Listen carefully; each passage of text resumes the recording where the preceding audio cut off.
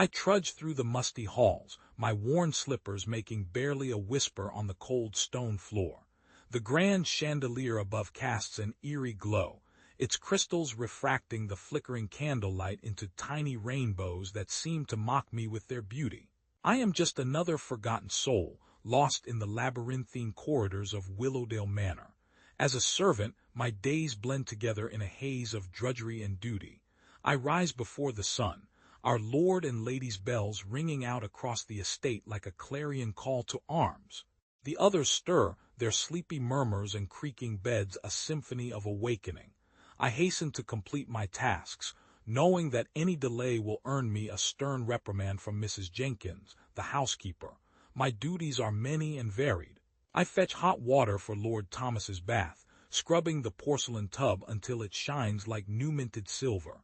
I polish the silverware, the intricate design seeming to whisper secrets in my ear as I work. I serve at dinner, my eyes downcast as I pour wine into delicate glasses or present steaming plates of roasting meats.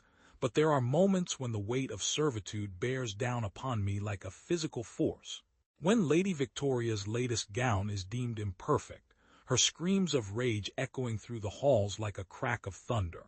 When Lord Thomas forgets to tip his hat, his haughty indifference as cold and unforgiving as the winter wind that howls outside. And then there are the whispers, the hushed conversations between the other servants, their eyes darting about like frightened rabbits as they speak of the lady's cruel whims, the master's favoritism towards his own kin. They speak of me too behind my back, their soft murmurs a constant reminder that I am nothing more than a mere cog in the grand machine. I long for freedom, for the simple pleasures of life, to walk beneath an open sky, to feel the warmth of the sun on my face, to smell the fresh earth and blooming flowers. But such luxuries are reserved for those above stairs, not for us lowly servants. I am bound by duty, by honor, by the weight of my own humble existence. Yet there are moments when the veil between worlds seems to lift, when the moon is full and casts a silver glow over the estate, its light seeping into the very marrow of my bones. When the music drifts down from the ballroom, the laughter and whispers mingling with the scent of perfume and candle smoke. In those fleeting instants, I am transported to a world beyond Willowdale Manor's imposing walls. I think of my own family, left behind in the village we once called home. My mother, her eyes warm as the hearth fire on a winter's night. My father, his calloused hands strong and gentle as he worked the land. My brothers and sisters, their laughter and shouts echoing through the valley like a chorus of angels. But those memories are fleeting, like the morning dew that vanishes with the rising sun. The darkness closes in once more, and I am left to trudge through the cold, dark halls, my footsteps the only sound breaking the silence.